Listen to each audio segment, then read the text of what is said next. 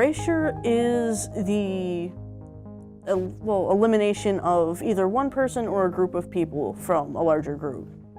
Just erasing someone's identity, like they don't exist. So for me, it means the generalization of a certain group of people. That's kind of like erasing their history.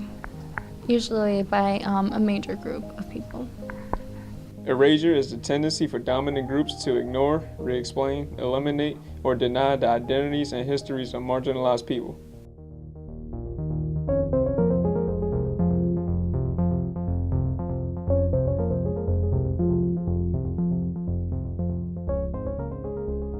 Most people that I know identify me as female because I still have yet to tell them that I am agender. I go by them, they pronouns. I use gender-neutral pronouns. And they most likely would not use them, so I just decided to save myself the trouble of needing to constantly remind them of my pronouns. I identify as an agender, panromantic, asexual with a very strong preference for females. We don't have a GSA or any sort of LGBT plus outlets in our school to communicate with people that may be like lesbian, gay, transgender, agender, asexual. With the erasure of sexual and gender identity, most of that comes in your health and sex education classes where they only really talk about male and female sexual interactions. Like gay people, they don't talk about how things are different for people who are interested in the same sex or multiple sexes for that matter. And they don't even discuss that asexuality is an option. Bathrooms are usually divided in between men's bathrooms and women's bathrooms, or boys' bathrooms and girls' bathrooms.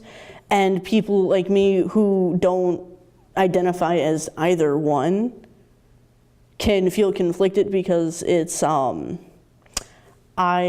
need to use the bathroom, but I don't fit either of these, so it's kind of like a where do I go kind of thing. And if you say, look male, or you appear to be male and you go into a women's bathroom, people are going to look at you differently than if you were to just go walk into the guy's room, and you would get bullied and harassed for it. Being told that something is essentially wrong with you has to be one of the worst feelings ever.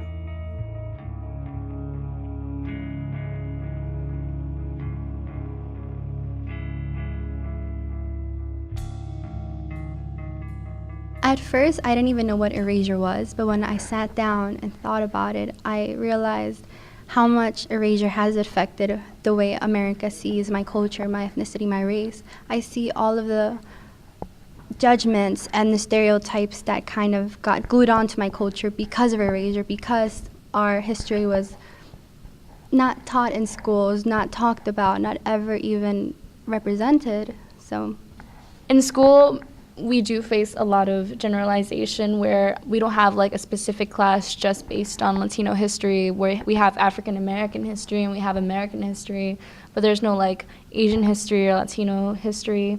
Therefore, when I'm with my friends, or I'm in the hallway, or I'm associating with other people or my peers, when they're looking at me, they're looking at the stereotype or the representation that they have of me from media and what they know and what they find out on the internet or from their teachers, without a specific 4-week class to educate them about me. And some of the information is misinformed and not partially true.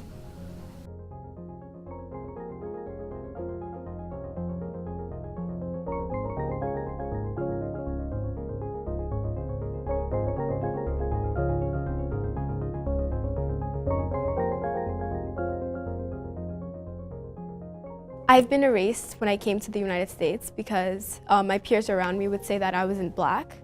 I don't know why. I don't know what they mean by black, because obviously my skin color is black. I don't know where else I would fit into other spectrums if I wasn't black. But maybe because it's a cultural association, maybe. But I don't know. They would just say that I wasn't black, and that's basically erasing my identity and where I come from.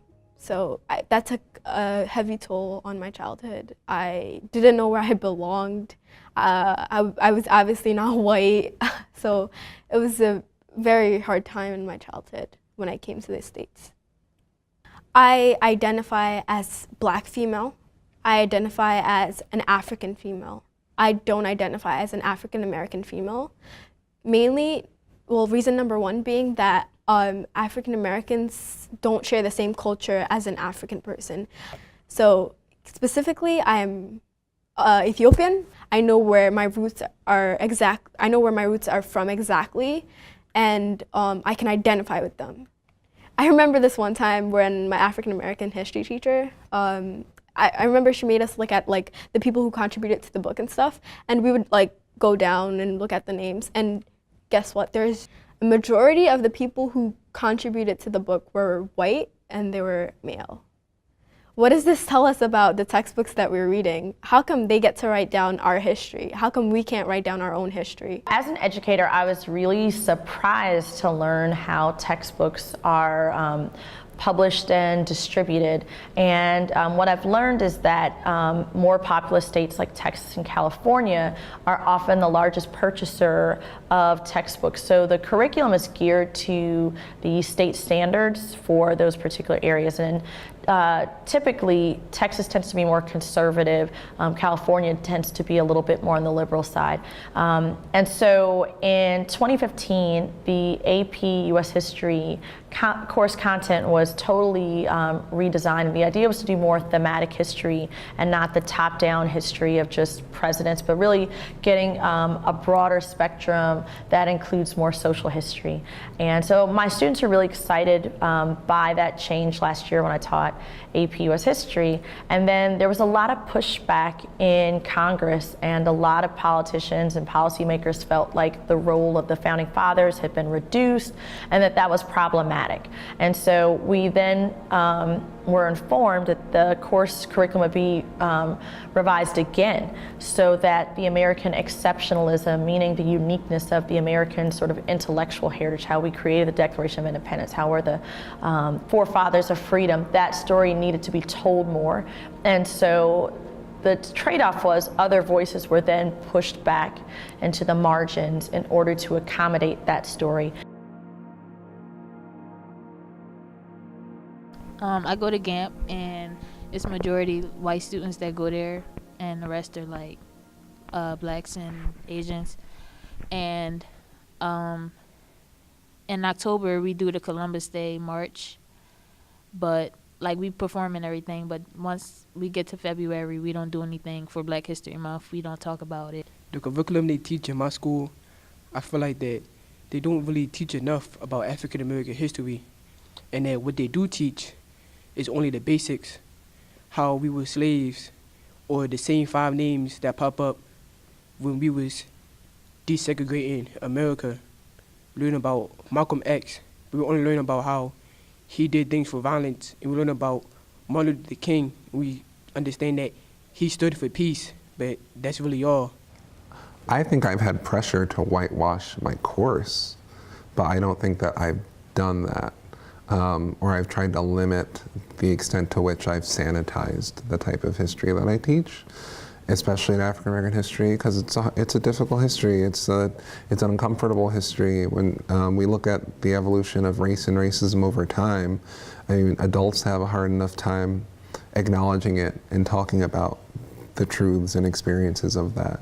So of course I get pushback, I think, to pull back on that type of teaching within the African American history curriculum. In school, we're never really taught about, famous Black inventors and famous Black scientists and people who actually contributed to society. And when I was younger, I used to just hide the fact that I was Black behind my Native American heritage by just saying, oh no, I'm not Black, I'm Native American.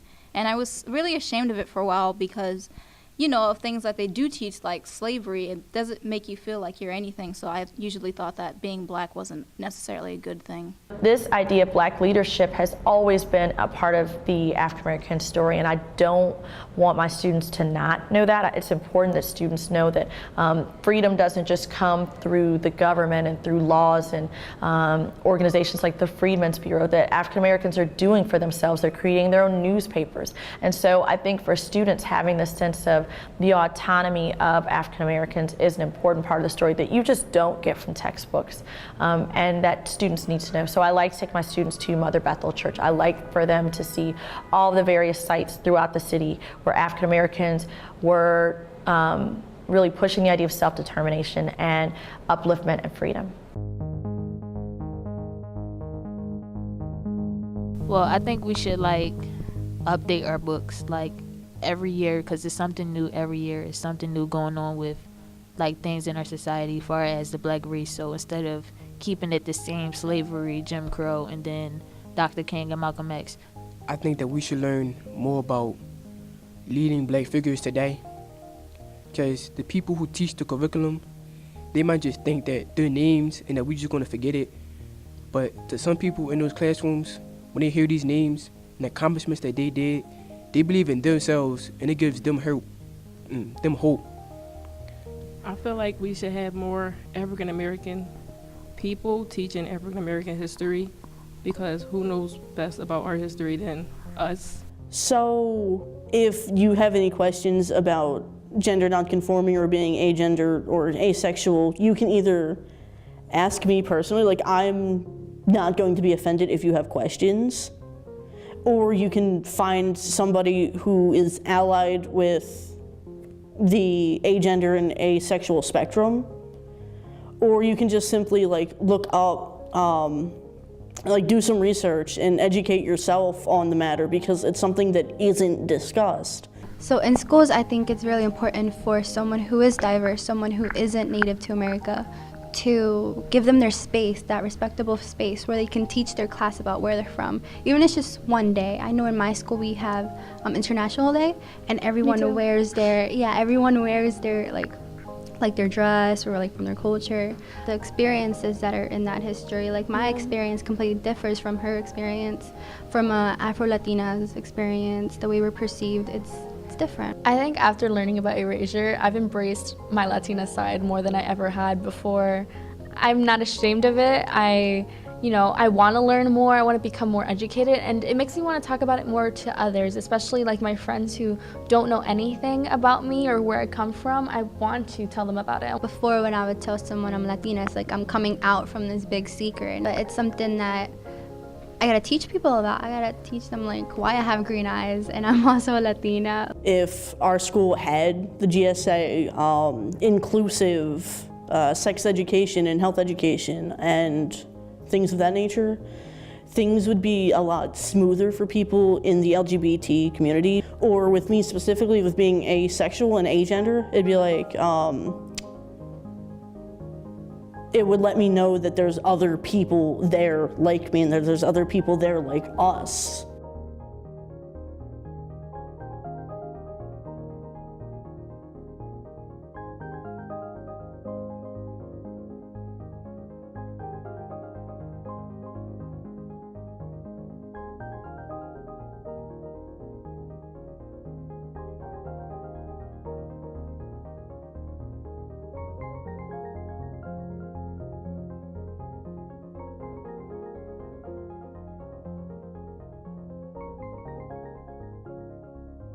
We refuse to be erased.